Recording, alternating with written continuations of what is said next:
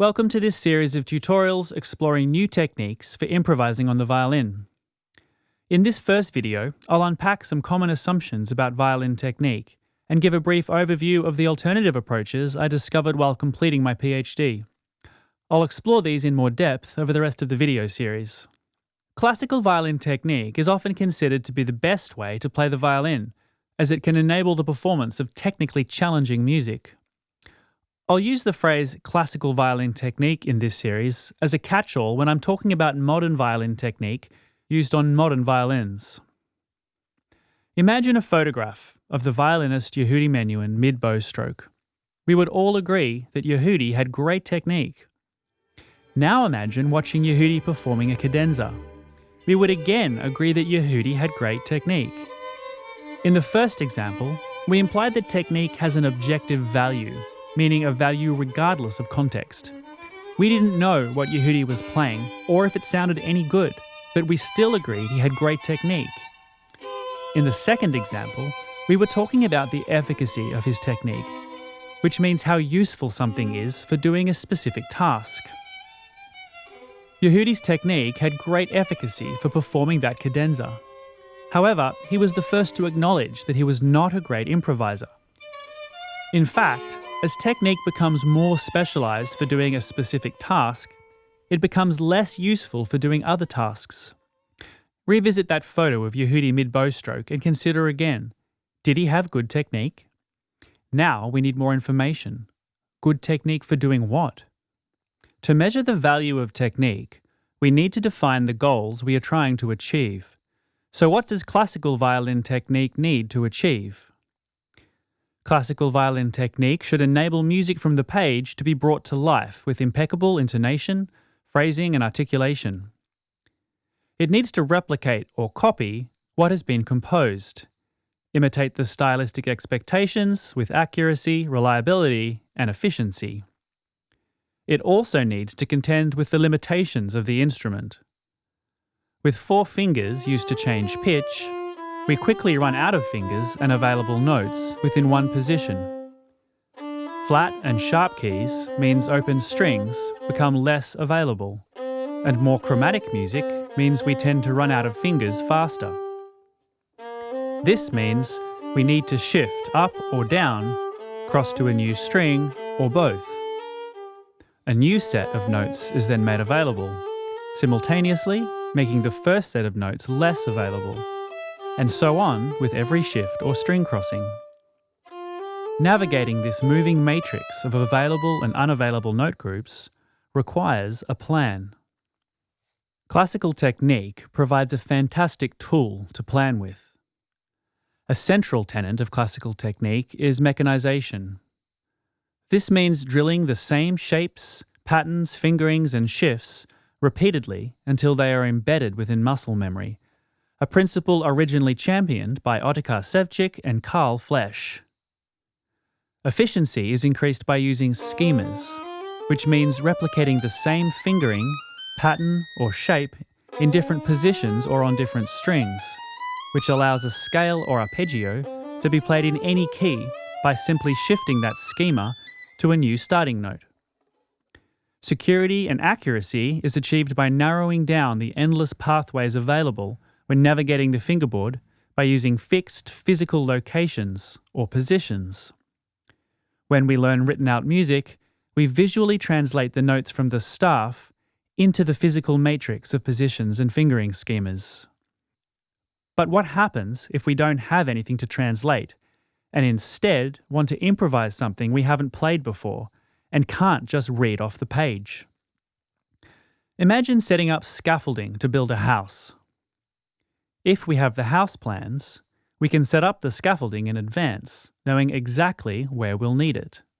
However, if we want to design the house as we go, but still put up the scaffolding first, we'd have to guess where we'll need it. Now, however, our house must fit within the confines of the scaffolding. Without composed music to play from, these mechanistic, schematic location and navigation patterns that make up the form of our technique can easily become the content of our improvisations. Now imagine you're entering a house with a series of tasks to perform, and you want to complete them quickly, easily, and efficiently. You move to the second room because the first task is most easily done there. But then you realise the second task can't be done in the second room. You could double back to the first room, or you could try the task in a third room. But then you'd have to double back again if a new task best suited one of the first two rooms. If you knew in advance exactly what order you wanted to do the tasks in, and which room would best suit each task, you could plan the most efficient pathway through the rooms, and practice that pathway until you'd perfected it. But what if you didn't know what tasks you wanted to perform, which order you wanted to do them in, or which room would best suit each task? You would be constantly doubling back, or hoping the next room would better suit the next task, or attempting to cook in the bathroom and sleep in the kitchen.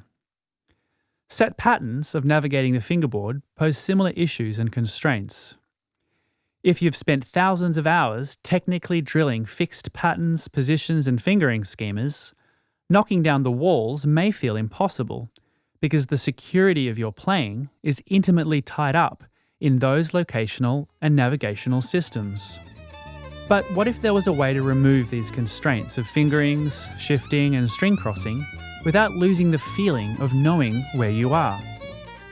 What if you had 6 fingers on your fingering hand, or 1 string and an infinite number of fingers?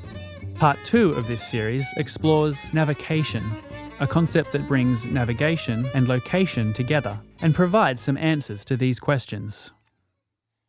Audiation is the verb to hear, and musicians often use phrases like having good ears or inner hearing to mean the same thing. That is, hearing music in your head, not only on your instrument. If I said to a classical violinist, "You have good ears," they would probably assume that I meant they had good intonation. A jazz saxophone player, however, would probably assume I meant they could hear harmony well. Both these skills are efficacy-based. You don't need to be able to pre-hear or understand the harmonic movement of a Mahler symphony to play in the first violin section, but you do need to be able to play perfectly in tune, replicate and imitate with accuracy and efficiency. Miles Davis could hear harmony incredibly well, but some of his best-known recordings are certainly not in tune. The concept of efficacy explains these differences. Great improvisation requires great harmonic audiation, whereas great realization of a symphony requires audiating impeccable intonation. Consider the rule, you can only play what you can hear, which means you can only play what you have already audiated. With that rule in place, the same sentence can be used as an observation. You can only play what you can hear now means that what you can play is limited by your audiation skills. There is a significant technical implication here. Mechanistic playing seeks locational and navigational security in the physical realm, on the fingerboard. By strengthening audiation and only playing what you can hear, the focus of that security shifts to locating and navigating within the harmony or within audiation. If you want to play a C sharp on the E string, rather than thinking third position, E string, high third finger, and navigating mechanistically to that location, you could instead hear the major third of the dominant 7th chord in the key of D and locate that note by measuring the sound you want to play from the sounds of the A7 chord you are currently hearing in your musical imagination. The first approach is mechanical, while the second is musical and frees up the fingering hand from its responsibility of knowing where you are on the fingerboard. Audiation, part 3 in this series, explores this topic in depth. Navication, part 2 in the series, shows how fingering hand flexibility can be increased by removing the mechanistic and schematic elements of classical technique. Audiation, part 3, demonstrates how focusing on inner hearing develops what you can hear and therefore play, and contributes to a freer left-hand technique. But how do these ideas connect organically? Good instrumental technique can be described as that which does not get in the way of the music. Connection, part 4 in this series, shows how to build an intuitive link between navication and audiation, and how to increase the fluency and strength of this connection. It also clarifies some common assumptions and pitfalls when improvising on the violin, and offers simple exercises to help you integrate these techniques into your own playing.